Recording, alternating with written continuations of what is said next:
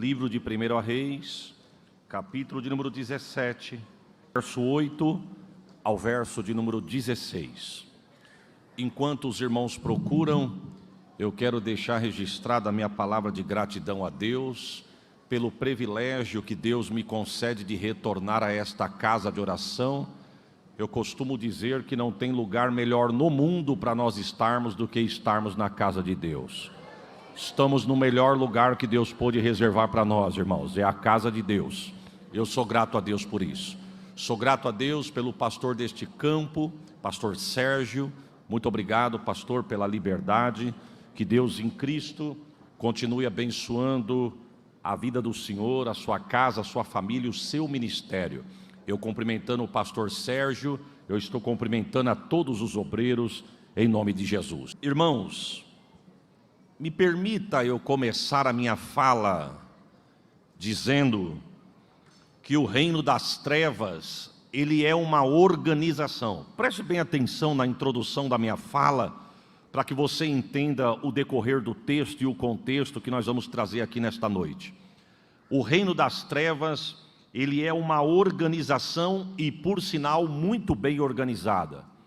O reino das trevas, ou esta organização, ela é invisível, porém real, maligna e astuta. E o diabo, irmãos, ele é mais perigoso na sua astúcia do que na sua ferocidade. O diabo nunca quis manifestar e revelar sua verdadeira identidade. Nunca foi do desejo dele que alguém soubesse que era ele que está por trás de tanta coisa.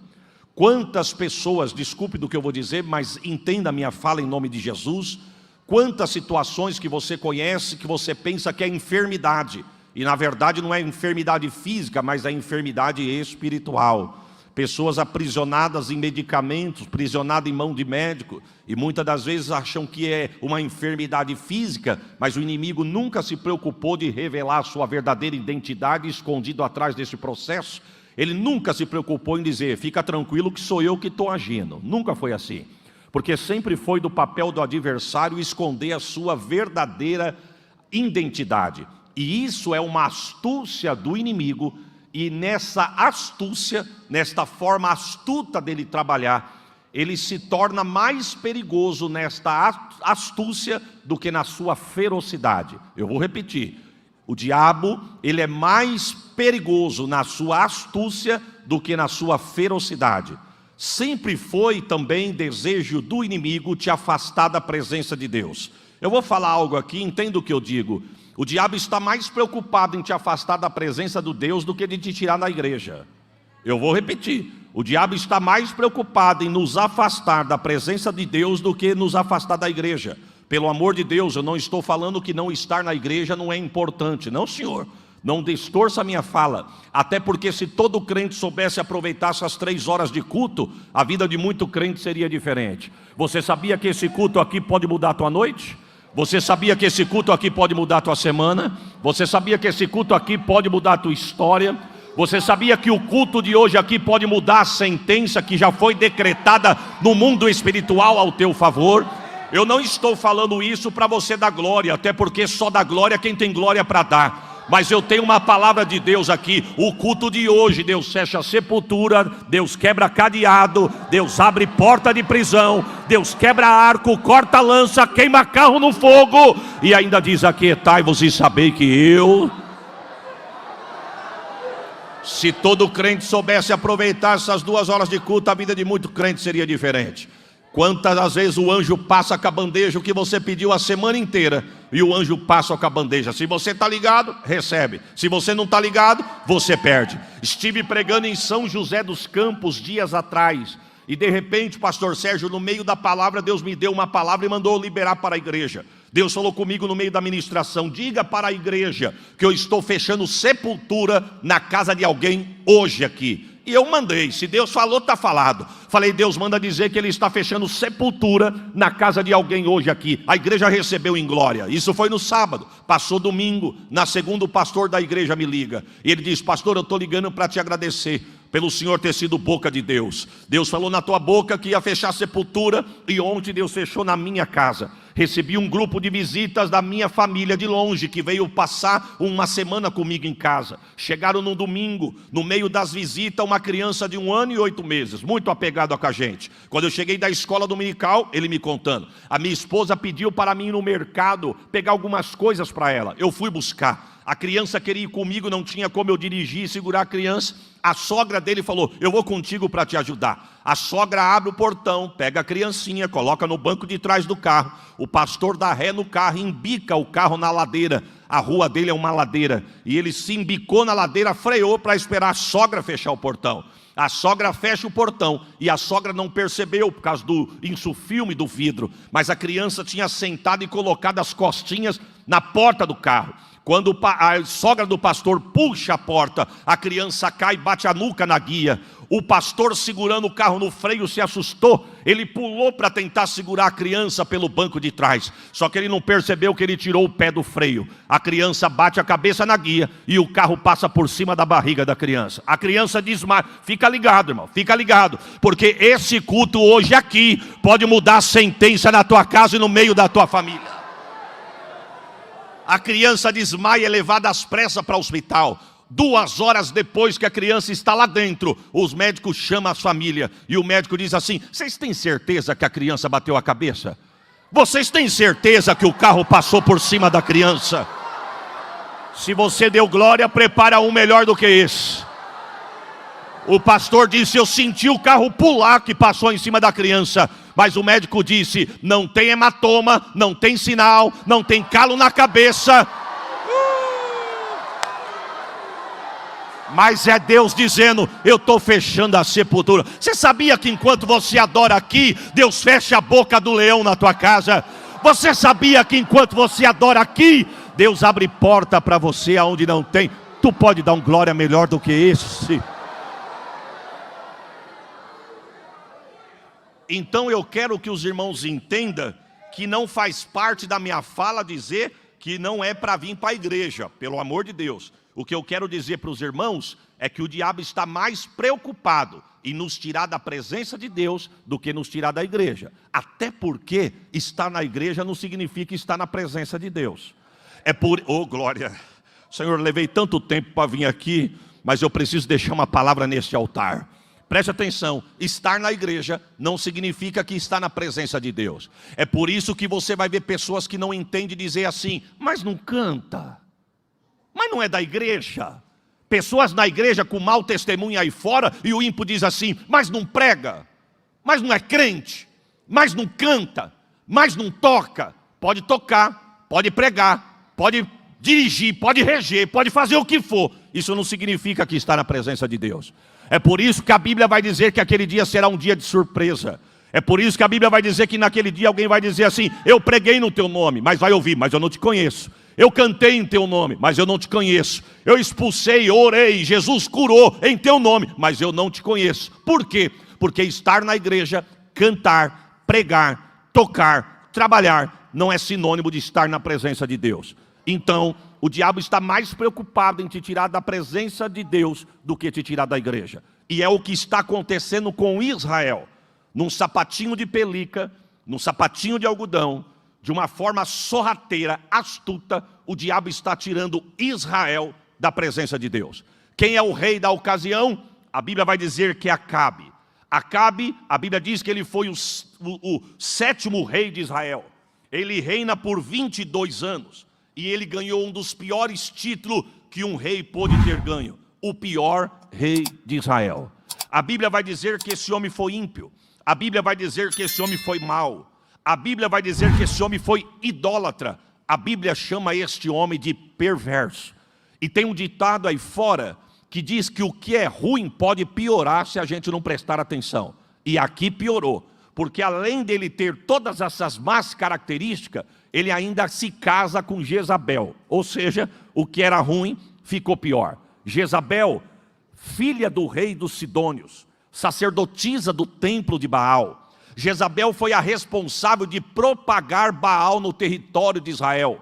Ela trouxe toda a sua bugiganga e todos os seus profetas com ela de Sidom e começou a pregar em Israel. Sabe por que a vossa sementeira não está produzindo?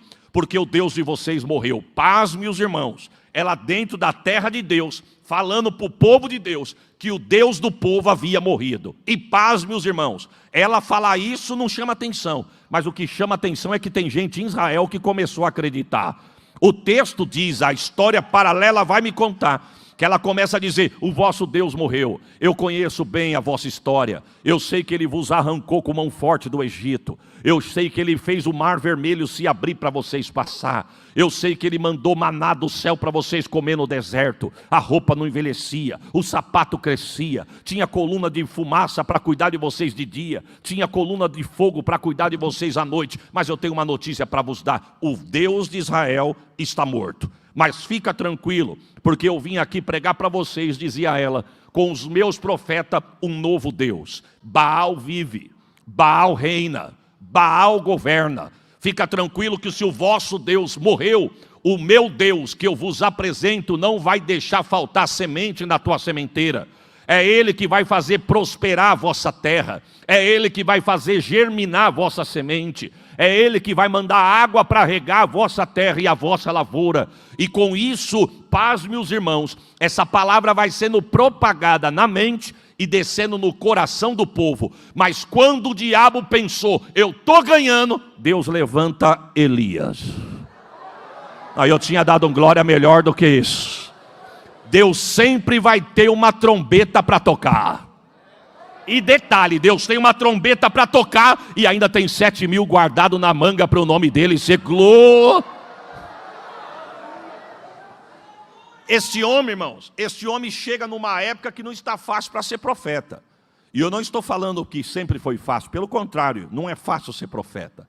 Mas eu estou falando de uma época em que Jezabel, quem se levantava para profetizar contra a casa dela, a fala dela, o reino dela, ela mandava bater, ela mandava prender, ela mandava matar. Mas o texto começa a falar desse homem no verso 1 do capítulo 17. A história vai dizer que este homem aparece. E o texto começa a chamá-lo de Elias o Tisbita.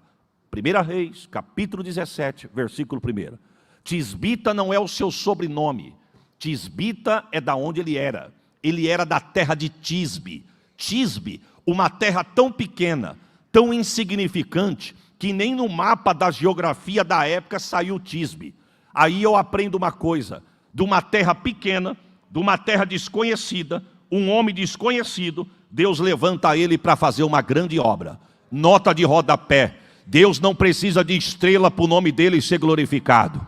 Só tem lugar para a estrela brilhar onde não tem lugar para o sol da justiça. Porque aonde o sol da justiça brilha, a estrela não sai nem na foto. Nós viemos aqui para adorar, para louvar, para bendizer aquele que é, aquele que pode, aquele que tem, aquele que está, aquele que vive. Alabachori calamanai.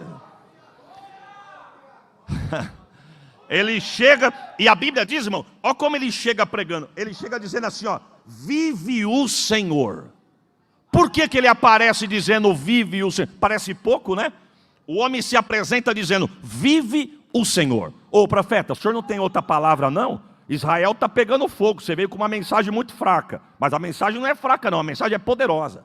Sabe por que ele aparece dizendo, vive o Senhor? Porque Jezabel estava pregando que Deus estava morto.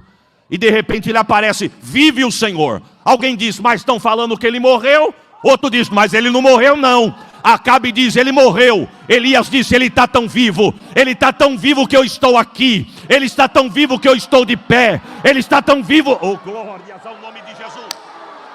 Receba esta palavra. Ele está tão vivo que ele tem guardado a tua casa. Ele está tão vivo que ele tem guardado a tua família. Ele está tão vivo que você está aqui adorando. E porque ele vive, você pode crer no Amã. Quem tem glória dá glória. Quem tem aleluia dá aleluia. Ele vive. Oh, glória. Deus não precisa de gente grande para fazer a obra não, irmão. Porque paz, meus irmãos. Aqui não acontece isso, é só lá nas minhas bandas. Tem gente que Deus usa no louvor, aí se sente porque louva. Aí Deus é tão tremendo que na manga ele tem quem louva e toca. Aí tem gente que se acha porque louva e toca. Deus levanta quem canta, louva e prega. Deus sempre vai ter alguém melhor do que nós todos juntos. A glória é dele. A casa é dele. Irmãos, sabe por que tem esses medalhões nos altares de muitas igrejas? Porque nós damos ibope para eles. Nós somos culpados desses medalhões intergalácticos da fé nos nossos altares. Querem brilhar tanto, mas querem brilhar tanto, que se nós não vigiar, tira a glória de Jesus e recebe a glória para si. Mas eu fico com o que disse João Batista. Um dia chegaram em João Batista para dar uma alfinetada dele e disseram assim: ô João, sabe por que está faltando gente no teu culto aqui na congregação do deserto? Primeiro, aquele que você batizou lá no Jordão, que você nos apresentou como Cordeiro de Deus, está arrastando multidão. Você sempre pregou dizendo que não era para a gente sentar com pecador, pois ele senta com pecador. Você sempre pregou dizendo que não era para comer junto com eles, pois ele come junto com eles. Eles se alegram com eles. E detalhe, lá tem milagre, hein? Lá cego enxerga, paralítico anda, mudo fala.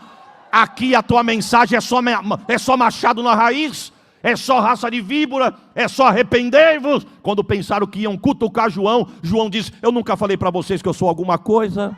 Eu só sou amigo. E vou dar uma notícia: convém que ele cresça e que eu diminua. Elias apresenta-se dizendo: ele vive em cuja presença eu estou. Sabe o que ele está dizendo?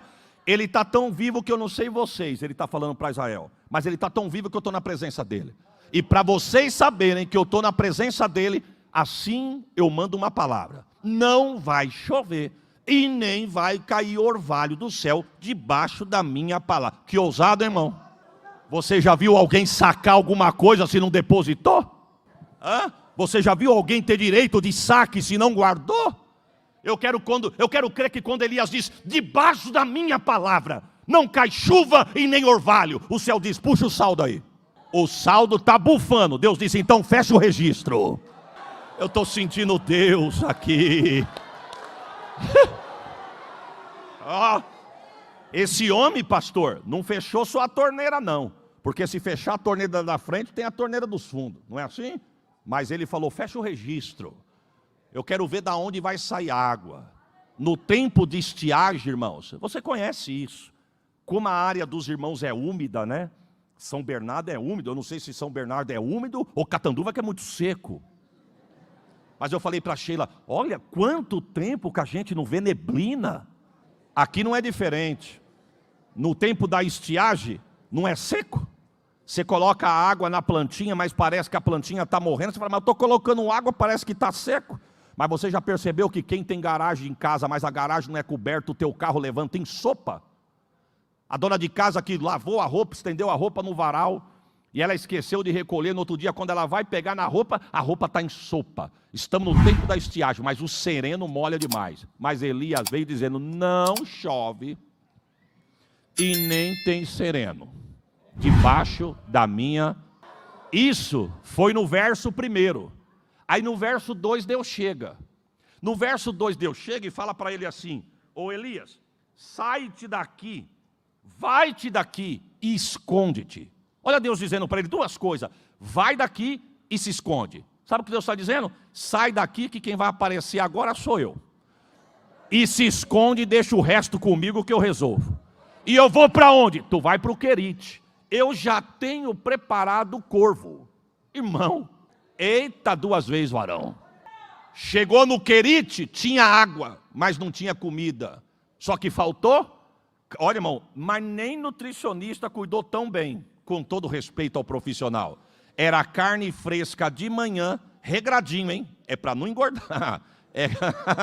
É carne fresca. Ô Senhor, quando eu vi o Alessandro agradecendo os irmãos da cozinha, eu disse: Senhor, prepara esta porta agora no fim do dia. Mas eu senti que a nuvem andou para o meu lado. Carne fresca de manhã, carne fresca à tarde. E água correndo a monte no ribeiro. O garçom não era talvez um dos melhores, mas o corvo chegava. Agora deixa eu fazer uma pergunta para os irmãos. Se Israel está passando por um momento de crise e de escassez, de onde vinha a carne? De quem que era o gado? De onde o corvo achava? O corvo ia no mercadão comprar? Você entende minha linha rasa, rasíssima de raciocínio? A Bíblia é muito profunda, irmão. A minha mente é muito rasa. Você entende de onde vinha a carne? Você sabe? Sabe o endereço? Nem eu. Mas um comentarista vai dizer que acredita-se que um dos lugares prováveis que o corvo achava carne fresca 2 vezes por dia era na dispência lá no palácio de Acabe. Enquanto Acabe estava capturando o profeta estava comendo da mesa do palácio. Porque Deus vai prover. Receba esta palavra. Deus vai prover. Aonde Deus mandou ele? No Querite. Querite, irmãos, no hebraico quer dizer Shavat. A palavra Shavat no hebraico traduzido para o português quer dizer cortar e deixar do tamanho certo. Porque ser profeta, ter título, pode ser bom. Mas para se encaixar, tem que ser podado. E aí é onde entra muitos que não querem. Ser podado e deixar do tamanho certo. A pergunta é, por quê, pastor?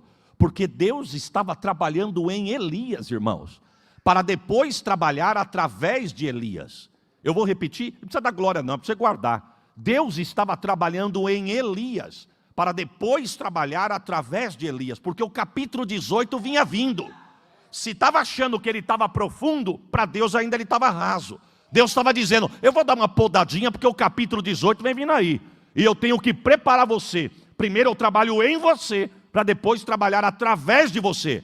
Por quê, pastor? Porque Deus quer que primeiro eu seja, para que depois eu faça.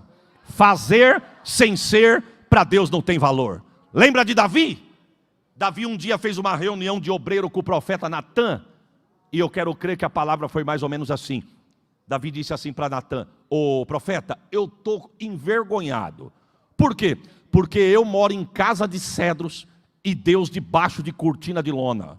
E eu tive uma ideia. O profeta disse, qual que é a ideia? Eu vou fazer uma casa para Deus. Irmão, tem que ser profeta para vir na contramão. Primeiro que o homem está falando que vai fazer para Deus. Segundo, ele é o rei.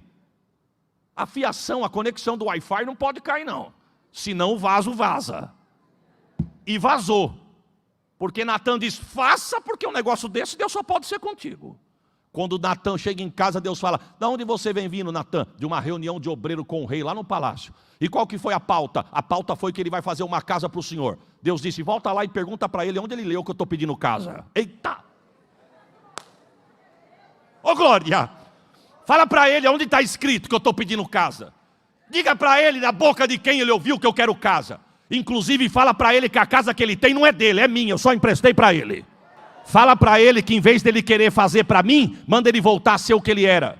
Eu estou com saudade dele de quando ele tinha a harpa na mão, não um cedro de rei. Fala para ele que eu estou com saudade dele de quando ele se vestia de pele de animal, não de veste de púrpura. Fala para ele que eu estou com saudade dele de quando ele tinha cheiro de canela na cabeça e não coroa. Fala para ele voltar a ser o que ele era e não o que ele é. Deus está dizendo para alguém, eu estou com saudade de você. Eu não vim aqui jogar água não, irmão, mas eu vim aqui trazer uma palavra de Deus. Não adianta cantar, não adianta erguer mão e Deus dizer, acabar o culto, não sei o que você está mostrando ser. Deus está dizendo, eu quero voltar a acender a chama do pavio. Não vai apagar o pavio que fumega. Só as vozes. Jesus assopra no pavio e o fogo pega. O fogo pega. Para encerrar. O fogo pega no pavio que fumega. Irmão, carne de manhã, carne à tarde. Carne à tarde, carne de manhã. Carne de manhã, carne à tarde, carne à tarde, carne de manhã. E Deus trabalhando em Elias. Me permita eu abrir um parênteses aqui, irmãos. Quanto custa para se formar um obreiro hoje? Eu não estou falando de dinheiro, estou falando de tempo. Quanto tempo vai hoje para se formar um obreiro? Eu não sei, porque a escola de Deus a gente não entende. A escola de Deus é difícil de entender se você for tentar entender com a mente humana. Mas uma das coisas que está me preocupando, irmãos, é que tem igrejas por aí que para arrastar alguém, pergunta assim, o que você faz? Aonde? Na igreja. Ah, quando me dão a oportunidade eu prego. O que você faz lá na igreja? Quando deixa, eu toco. O que você faz lá na igreja? Quando me chamam e me dão oportunidade, eu louvo. Não, você está perdendo tempo. Aqui você tem que estar no altar. Aqui você não é membro de banco, não. Aqui a tua patente é de cima. Vem comigo que eu tenho coisa boa para você. Oxi, irmão, quanto tempo leva para se formar um obreiro? Deus primeiro tem que levar para o querite, podar, deixar do tamanho certo para trabalhar em mim, para depois trabalhar através de mim. Se nós não vigiarmos, meu irmão, enchemos o púlpito de cooperador e a porta fica cheia de evangelista. Eu fui pregar numa igreja, cheguei na igreja com o meu carro, o irmão olhou no estacionamento, olhou a placa e falou, Catanduva, pastor Isaías. Eu abaixei o vidro, ele disse, Pai do Senhor, pastor, Pai do Senhor. Ô pastor, o senhor quer que eu estacione? Aí eu olhei, só tinha uma vaga, irmão. Eu falei para ele, mas aonde eu vou estacionar? Aqui. Eu falei, se o senhor não se importar, não é que eu não quero que o senhor dirija o meu carro, mas se o senhor não se importar, eu coloco aqui. Simpático, educado. Pois não, pode colocar. Coloquei o carro, falei para ele, o senhor quer ficar com a chave? Não, fica tranquilo. A saída não é por aqui, aqui é a entrada. A saída é por lá. Então, na verdade, o senhor é o último da fila. Todo mundo vai ter que sair para depois o senhor sair. Pode ficar com a sua chave. O senhor me dá a honra de te levar ao altar para o nosso pastor? Falei, pois não, irmão, se o senhor quiser. Não, eu faço questão. No meio do corredor ele encontra um diácono. Ele olhou para o irmão e falou, irmão, pastor Isaías, o pregador, o senhor pode levar ele até o pastor? O diácono disse, pois não. Ele falou, pastor, olha que educação. O senhor não vai se sentir constrangido de eu deixar o senhor na mão do diácono para te levar até o pastor? Que eu preciso voltar lá na calçada para tomar conta dos carros? Falei, não, irmão, pode ir lá na sua função. Deus abençoe, Deus te use e no fim do culto a gente volta a se falar. O irmão me levou lá na frente, me colocou do lado do pastor, pregamos, adoramos, acabou o culto, eu estou num lugar jantando com o pastor. Quem é que chega? O irmão manobrista lá. De repente o irmão chegou, eu falei para o pastor, pastor, aquele irmão não é o obreiro da casa do senhor? Ele olhou e falou, é ele mesmo. Abanou a mão, ele veio, Pai do Senhor, meu santo, senta conosco aqui para jantar. Ele falou, não pastor, eu não quero ser desrespeitoso, mas tem uma família ali no canto que chegou primeiro do que eu de amigos, se o senhor me dá liberdade, eu posso sentar com eles, porque eles já estão me esperando? O pastor disse, não, então fica à vontade, que eu já estou acabando de jantar com o pastor, e nós já vamos embora, senão nós vamos vos atrapalhar. Aí ele virou as costas, eu falei para ele assim, pastor, que homem educado esse diácono do senhor. Que educação. Ele falou, não, ele não é diácono não, meu irmão. Ele é ajudante do auxiliar. Eu nem sabia que tinha esse cargo. Mas deram para ele ali. É menos que o auxiliar. É ajudante do auxiliar. Se Deus aprovar, até o final do ano, ele vai auxiliar. Eu falei, pastor, eu não sei qual é o método que o senhor usa para fazer a prova de chamada oral para aprovar os obreiros. Mas se for educação, esse camarada já está aprovado. O pastor, não, educado ele é mesmo. Ele é o juiz da cidade. Eu falei, meu Deus, o juiz queria manobrar o meu carro. Sabe o que eu estou dizendo? Que dependendo do lugar não estava na rua, estava no altar. Porque tem gente subindo no altar, com todo respeito à minha palavra, viu irmão? Eu venho debaixo do sangue de Jesus, por causa de título, de amizade, política de amizade, por causa de olerite, por causa de patente. Mas eu quero te dar uma notícia, melhor do que posição, é ter o nome escrito no livro da vida. E chegar no céu. Então não fica correndo atrás de proposta não. Eu estou aqui há tanto tempo, tem gente que chegou depois, passou na minha frente. A porção dele é uma, a tua é outra. E louvado seja o nome do Senhor. Oh glória. Irmão, chega uma hora que o ribeiro seca. Quando o ribeiro seca, Deus vai falar com Elias lá no Querite. Elias, o tempo de Querites acabou. Quem sabe Elias disse, agora minha vida vai mudar. E para onde eu vou? Agora tu vai para Serepta. Irmãos, eu nunca vi um ministério com tantos altos e baixos na chamada como o de Elias. Perceba que do anonimato ele já foi para o palácio. Do palácio Deus manda ele para o deserto. E para o deserto manda para uma terra estranha. Meu Jesus, vai descer de cargo assim lá em 1 Reis capítulo 17. Não, eu nunca vi ter uma chamada tão rápida de palácio. Cresceu, já apareceu no palácio. O palácio não durou 15 minutos. Falou, não, agora sai, vai para o deserto. Quando ele pensa, o negócio está ficando estreito no deserto, Deus diz, agora vai para Serepta. Pode parecer pouco, né, irmãos? Mas Serepta era um território de Sidom. Era um território pagão.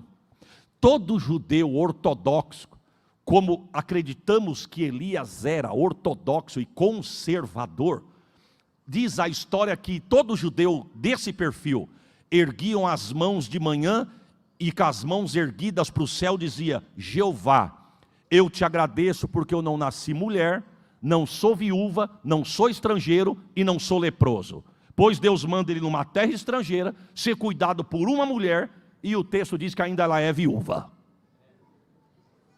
É Deus trabalhando em Elias, para depois trabalhar através de Elias. E sabe o que Deus diz para ele? Vai lá que já tem uma mulher preparada, é viúva, para cuidar de você.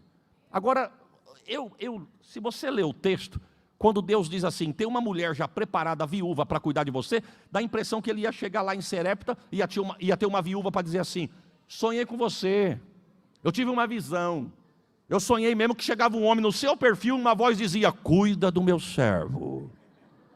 Mas pega o texto, quando ele chega lá, parece que a mulher não está sabendo de nada, não. E Deus dizendo: vai lá que já está tudo preparado. Aleluia. Quando ele chega em Serepta, quem que ele encontra? A viúva. Aí nós entramos no texto que nós acabamos de ler. O texto diz que ela está apanhando uns cavacos de lenha. Que cena, irmãos. A Bíblia é muito profunda, a minha mente é muito rasa, desenha na tua mente aí. Elias chega, olha para a mulher, e a mulher pegando uns cavacos de lenha, e nós lemos o porquê. Ela tinha um pouquinho de farinha na panela, de azeite na botija, ia fazer um bolinho para comer, ela ia comer metade, o filho a outra metade, e iam esperar a morte que não tinha mais nada. Mas o profeta chega dizendo: ô senhora, pois não, senhor, você me dá um pouquinho de água numa vasilha? Ela disse: eu vou lá buscar água para o senhor. Quando ela vai buscar água, o profeta diz: ei, ô senhora, aproveita e traz um bolinho pequeno para mim. Oh, irmão, a Bíblia é demais. Me traz um bolinho pequeno aqui fora, eu quero comer aqui fora. A mulher diz: não, agora o senhor pediu demais. Porque o senhor percebeu que eu só estou pegando 2 cavacos de lenha. Por que o texto diz que ela está pegando 2 cavacos de lenha? Porque ela tinha tão pouco para cozinhar que se ela acende no fogo alto, seca. Ela disse: ó, eu pego 2 cavacos de lenha, porque eu tenho um pouquinho de farinha na panela e de azeite na botija. Eu vou fazer sim um bolo pequeno, mas não é porque eu quero pequeno, é porque tem só o pequeno. Mas já está combinado que eu vou comer metade e meu filho vai comer outra metade. E o que nos resta é a morte. O profeta disse: então, vai lá e faz do jeito que você falou, mas primeiro traz para mim. Porque assim diz o Senhor. Receba a profecia: não vai faltar farinha na panela e nem azeite na botija. Alabachouri, calamamai. Eu tinha dado um glória, irmãos. Melhor do que esse. Eu não vim aqui pregar teologia da prosperidade, não. Mas eu creio num Deus que visita a sapateira. Eu creio num Deus que visita a carteira. Eu creio num Deus que visita guarda-roupa.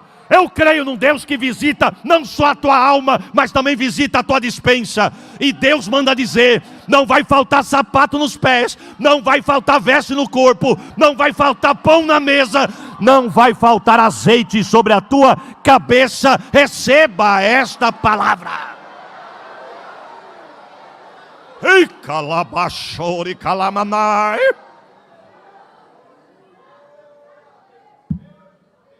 Ela vai lá e faz. Ela obedece o profeta. E ela faz. Ele já fica por ali mesmo, irmão. Sabe quanto tempo durou o cuidado desta mulher para com Elias? Numa dieta de farinha e azeite? A história vai dizer que foi 1 ano e meio.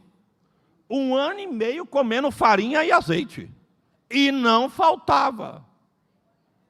Qual que era a matemática que Deus usou para poder colocar lá? Qual que era o duto que Deus formou para abastecer lá? Eu não sei. Mas eu fico imaginando a viúva dizendo assim: filho, ô Elias, eu acabei de fazer essa porção de farinha com azeite. Acabou, viu? Olha aqui a panela, não tem farinha. Olha aqui a botija de azeite, ó, não tem azeite. Estou falando para vocês que nós vamos fazer essa última porção e amanhã a gente não sabe o que vai acontecer. Os 3 comiam e quando ia dormir, o céu descia. Toma azeite, toma farinha. Toma azeite. Irmãos, você já viu criança falar assim para a mãe: mãe, eu quero comer. E a mãe dizer: hoje eu não tenho. A criança dizer: amém, mãe, Deus proverá. Você já viu isso, irmão? Não. Criança com certeza, mas eu estou com fome. Minha barriga está doendo. Eu estou com fome. Quem sabe de manhã a criança dizia: mãe, eu estou com fome. Filho, a mãe já falou que ontem foi a última porção. Não tinha farinha e não tinha azeite. Eu não falei? Olha aqui, ó. Eita, tem farinha. Opa, tem azeite. Toma, 1 ano e meio. 1 ano e meio numa dieta de farinha e azeite. Eu tenho para mim, pastor Alessandro, que Deus cuidou mais da viúva do que do profeta. Porque o profeta estava na fiação, irmão. Aonde ele colocasse as mãos e pisasse a planta dos pés, a bênção estava com ele. Então, para mim, minha linha rasa de raciocínio, toda vista tem um ponto, todo ponto tem uma vista, e no meu ponto de vista, para mim, foi mais provisão na vida da viúva do que na vida do profeta. Agora a pergunta é: por que Deus escolheu uma mulher pagã para abençoar, sendo que dentro do reino tinha tantas viúvas? Porque a regra é clara: quando eu me afasto de Deus, Deus se afasta de mim. Mas quando eu me aproximo de Deus, Deus se aproxima de mim. Jesus, seguro glória, com todo respeito, viu, irmão?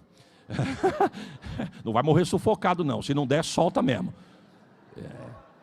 Principalmente os irmãos de Uberaba. Ficar dormindo do lado dos de Uberaba é impossível. Agora, volta aqui comigo, irmãos. Volta aqui comigo. O texto diz, Jesus vai explicar mais tarde por que escolheu uma viúva pagã. Um dia Jesus vai visitar a sinagoga. Jesus levantou de manhã e falou: hoje eu vou no culto, lá na minha casa. Quando ele chega no culto, está lá no Evangelho segundo escreveu São Lucas, capítulo 4, mais ou menos.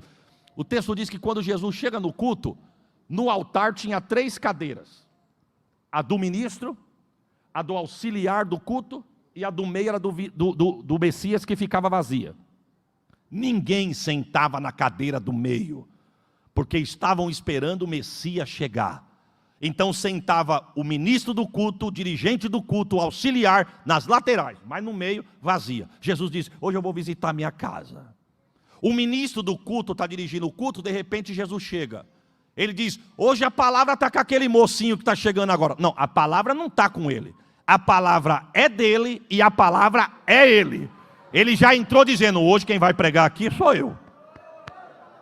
Ele abre o livro de Isaías e recita o texto conhecido: o Espírito do Senhor Jeová está sobre mim, porque o Senhor me ungiu para pregar boas novas aos mansos. E ele lê o texto diz que quando ele acaba de ler, ele fecha e vai lá e senta na cadeira do meio. E na cadeira do meio ele grita: hoje se cumpriu. O que falar acerca de mim, eu cheguei. Pasme os irmãos. Pensa que o povo deu glória igual aos irmãos de São Bernardo? A Bíblia diz que o povo pegaram Jesus pelo colarinho e jogaram para fora da igreja. Expulsaram ele da cidade, ao ponto dele sair da cidade de Nazaré expulso e ir para Cafarnaum. Aí quando chega em Cafarnaum, o povo abre o coração e recebe ele. Abriu o coração e recebeu, ele faz morada. Aí mais tarde o povo não entendeu. Começaram a criticar Jesus. Criticaram Jesus dizendo assim: ei, por que você só faz milagre em Cafarnaum? Por que você só faz milagre em Cafarnaum? Cafarnaum parece que virou os palcos dos teus milagres. Só que eles esqueceram que lá atrás, no capítulo 4, tinham expulsado Jesus de Nazaré. Jesus disse: eu fui expulso de Nazaré, mas aqui em Cafarnaum eu fui recebido de braços abertos. Então é aqui que eu vou habitar. Aonde tem coração aberto, é impossível Deus não operar, irmãos.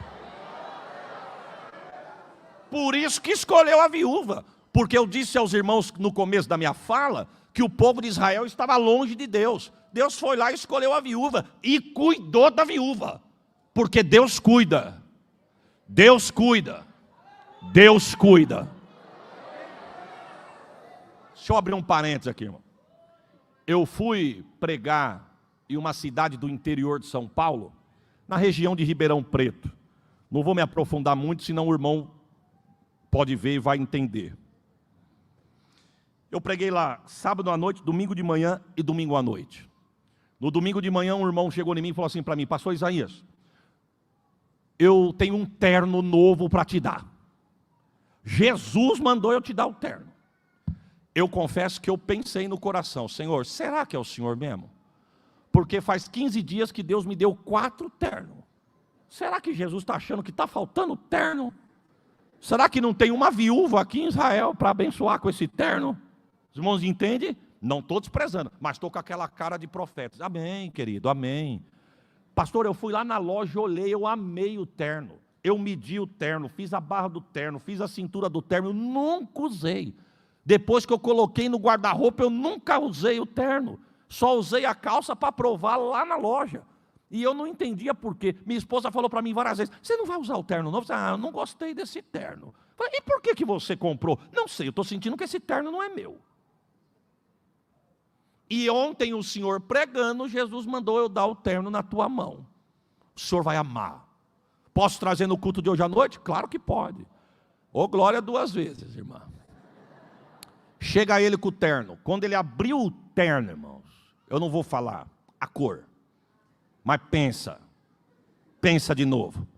Coloca mais luzes no sermão. Eu falei: não, Deus não mandou. Deus não vai fazer eu passar essa vergonha. Eu vou falar a cor. Querem saber, irmãos? Não, senhor. Verde modelinho dono da van. Não. Deus não ia fazer esse negócio comigo não, irmão. Se bem que o azul que eu estou aqui é para mostrar que cheguei mesmo. Mas o azul vai, mas o verde... Quando eu olhei, ele falou assim para mim: é lindo ou não é? Falei: mentir eu não vou, mas também não preciso ser tão sincero. Virei para ele e falei: varão, que corte. Ele falou: tá aqui, pastor, ó, tá na tua mão, é teu. Muito obrigado, meu querido, Deus abençoe. Fechei, guardei o terno no porta-mala. Ele disse: quando o senhor voltar aqui, se o senhor puder, venha com o terno. Pensei: nunca.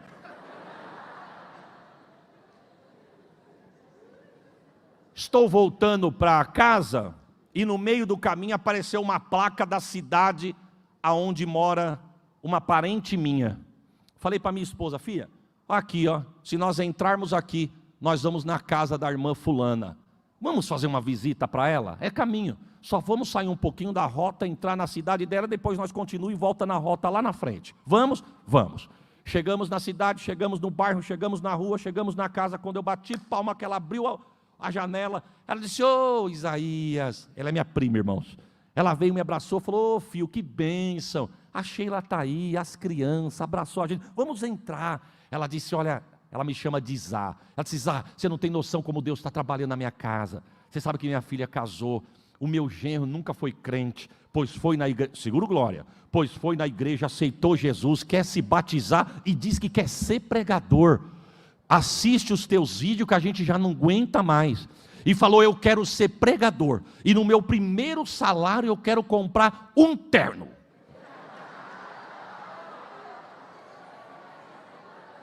Quando ela falou isso, ela disse: olha lá quem vem vindo. Ele desceu na rua, dando uns trotinhos, vinha vindo na rua, de longe, veio, cumprimentou minha esposa, cumprimentou meu filho, me abraçou, disse: ô Zá, eu não sei se a minha sogra falou para você que eu aceitei Jesus, vou descer as águas do batismo. Estava falando agora, eu falei para, eu quero ser pregador. Falei até para ela: meu primeiro salário, eu quero comprar um terno verde. Eu dava um glória por esta palavra.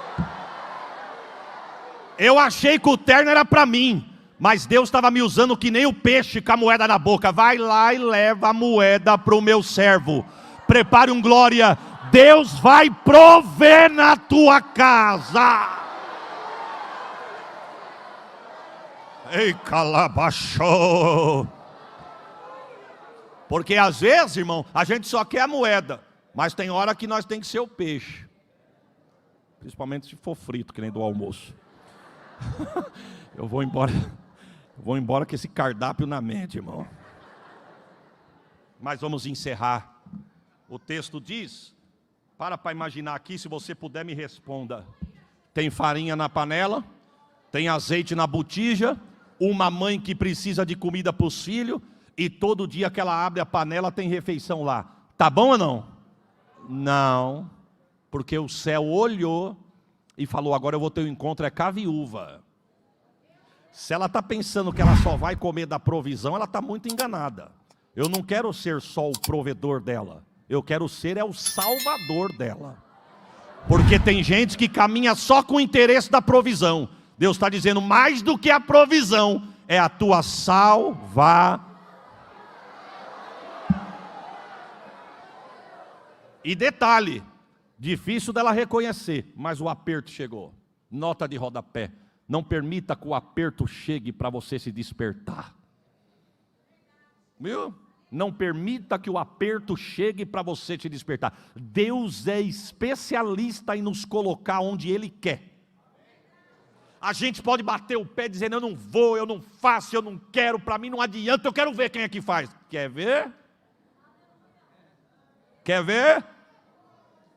Se Jesus tivesse falado para os discípulos lá na travessia do mar, no meio da tempestade lá, entremos no barco, passemos para outra banda. Os discípulos disseram, eita, Jesus já mostrou que faz muita coisa em Cafarnaum, eu imagino o que ele vai fazer do lado de lá. Se Jesus tivesse dito assim, mas vocês se preparem, lá no meio o negócio vai estalar. Lá no meio vocês vão pensar que vai morrer, porque a fúria está grande lá no meio. Sabe quando eles iam entrar no barco? Nunca! Mas Jesus diz, entremos e passemos. Ai, que glória, eu quero. Aonde entra? Entra aqui. Eu estou para dizer, irmão. Ô, glória. Eu estou para dizer, irmãos. Você lembra do dia que você aceitou Jesus? Como foi que o pregador ensinou a salvação? Não foi assim? Jesus quer entrar na tua vida, mudar a tua história, entrar na tua casa. Tem um pastor em Perus muito sábio, conhecido dos irmãos aqui, muito sábio, pastor Israel Januário. Ele fala assim, a pregação é como uma porta dourada, muito luminosa, que chama a atenção do pecador. E quando o pregador diz, quem é que quer entrar por essa porta? A porta é linda. Aí todo mundo diz, eu quero. Mas quando entra dentro da porta, o pregador não sustenta mais. Entrega na mão de quem? Do pastor. E é ele que tem que cuidar. Porque a beleza por fora é estonteante, mas ninguém sabe o que espera por dentro. Só que tem uma notícia, meu irmão. Pode até ser fogo cruzado. Eu nunca vi barro sair faísca, só no reino de Deus. Que vaso sai faísca, mas que é gostoso estar dentro da porta. O céu olhou e falou, você está achando que você só vai comer da provisão, é? Eu não quero ser só seu provedor, não. Eu quero ser o seu salvador. Sabe onde Deus tocou? No filho que ela tanto amava. Ela foi indagar o profeta. O que eu tenho contigo, profeta? Porventura eu te fiz alguma coisa para acontecer isso aqui na minha casa? Veja a ingratidão. Comendo 1 ano e meio da provisão da palavra do profeta, estava tudo bem. Mas na hora que o negócio apertou, quis entregar cargo, carteirinha, sair do conjunto e dizer, para mim não serve mais. Mas o profeta disse, o que aconteceu? Meu filho morreu. Por que eu acredito que ela achou que o peso estava no profeta? Porque ela disse, o Deus desse homem é o Deus de Israel. O Deus de Sidom é Baal. Israel está numa guerra lá entre Baal e o Deus dele. Só pode ser isso. Mas o profeta não parou para bater boca. O profeta diz o texto que fala, onde está o menino? Está no quarto. Ele pega o menino, leva para o seu quarto, fecha a porta, ele deita no menino, sobre o menino. Testa com testa, olho com olho, nariz com nariz, boca com boca, peito com peito. Levanta, ora.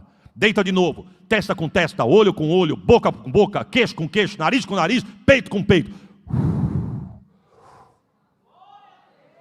Na terceira vez o menino ele abriu a porta e falou, irmã, tá aqui ó, tá aqui teu filho. Aí ela reconheceu, agora eu sei. 1 ano e meio e não sabia.